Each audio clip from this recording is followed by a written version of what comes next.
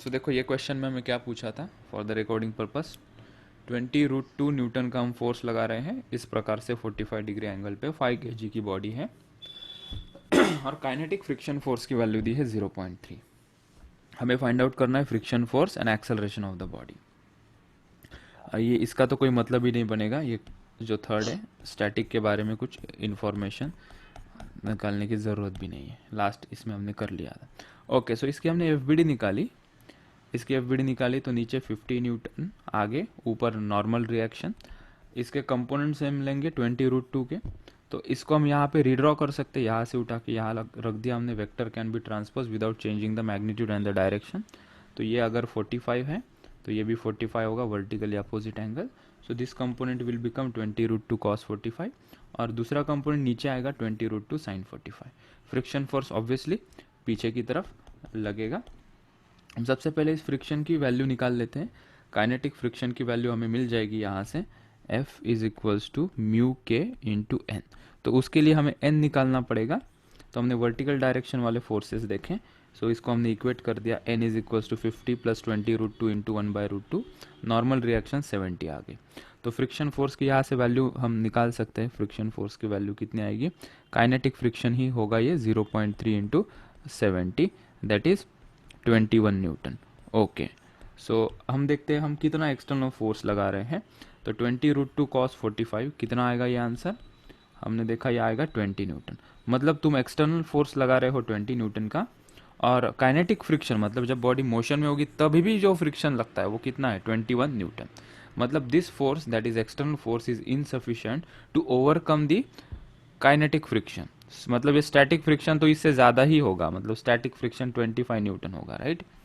तो इसके ऊपर मिनिमम एक गेस करो कि 25 होगा, मान लो कि 25 होगा स्टैटिक फ्रिक्शन फोर्स। तो इसके ऊपर मिनिमम 25 न्यूटन के ऊपर ही हमें फोर्स लगाना पड़ेगा, तब जाके ये बॉडी मूव होगी। और जब बॉडी मूव होगी तब काइनेटिक फ्रिक्शन उसके ऊपर 21 न्यूटन लगी। So by any means 20 newton is not sufficient to move this 5 kg of block. So body का एक्सेलरेशन यहाँ पे तुम आंसर क्या लिखोगे, आंसर विल बी 0। ठीक है, तो ये यहाँ पे ये जो इक्वेशन बना के सॉल्व करने में -1/5 जो आंसर आएगा वो गलत होगा। लॉजिकली हमने देखा friction force is more than the external force, body will not accelerate. Resume recording. So in the question we are discussing the block on block problems now. This is a very important concept. इसको किसी एक question के तरीके से हम समझते हैं। Let's take the question. यहाँ पे मैंने क्वेश्चन लिखा है, find out the maximum value of f। ये रहा f जो 4 kg के ऊपर लग रहा है। Find out the maximum value of f for which both block will move together.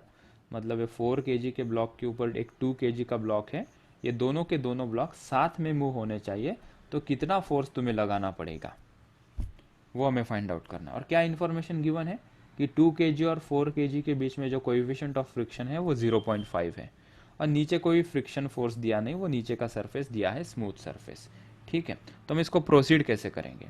सबसे पहले हम क्या करेंगे, हम इस फ्रिक्शन फोर्स के रिगार्डिंग कुछ इन्फॉर्मेशन टेक आउट कर लेंगे, कुछ एनालिसिस करते हैं। क्या एनालिसिस करेंगे, ऐसा कंसिडर करो, तुम्हें समझाने के लिए बता रहा हूँ कि लेट्स से यहाँ पे कोई भी फ्रिक्शन फोर्स नहीं है, 2 kg और 4 kg के बीच में एब्सोल्युटली स्मूथ सरफेस है। और वो सिचुएशन में अगर तुम एफ फोर्स लगाओगे तो मुझे बताना 2 kg कहाँ स्लाइड होगा। तो तुम कहोगे सर वो पीछे गिर जाएगा, क्योंकि इनके बीच में रिलेटिव मोशन हो जाएगा, 4 kg आगे जाएगा और 2 kg पीछे चला जाएगा जब इसके बीच में कोई फ्रिक्शन नहीं होगा।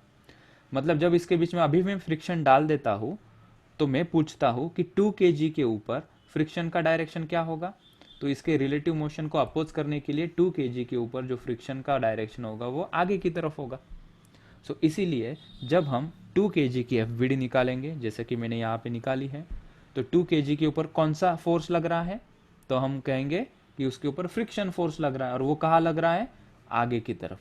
आगे की तरफ क्यों, to oppose the relative motion.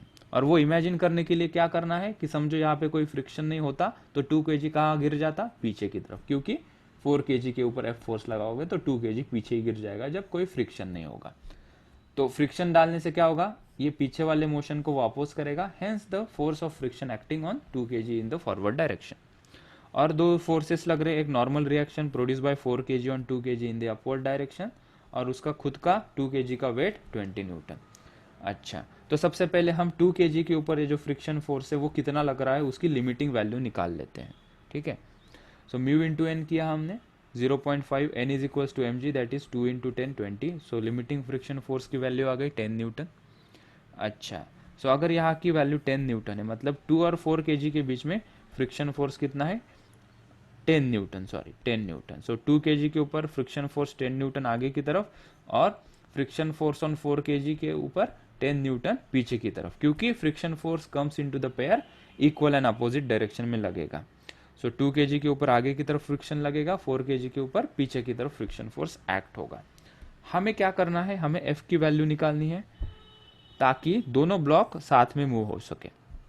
तो हम अभी भी 2 kg के ऊपर है, 2 kg का लिमिटिंग फ्रिक्शन फोर्स की वैल्यू हमने फाइंड आउट की 10 न्यूटन आ गई, और फ्रिक्शन फोर्स ही एकलौता फोर्स है जो 2 kg के ऊपर लग रहा है, उसके अलावा कोई फोर्स नहीं लग रहा है।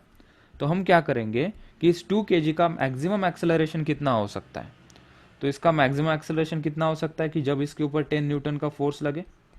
सो लेट्स से इसके ऊपर 10 न्यूटन का जब फोर्स लगेगा तो इसका एक्सेलरेशन कितना होगा, हम फाइंड आउट कर लेते हैं। F is equals to m a, 2 kg के ऊपर एक ही फोर्स लग रहा है, कोई दूसरा फोर्स नहीं है हॉरिजॉन्टल डायरेक्शन में।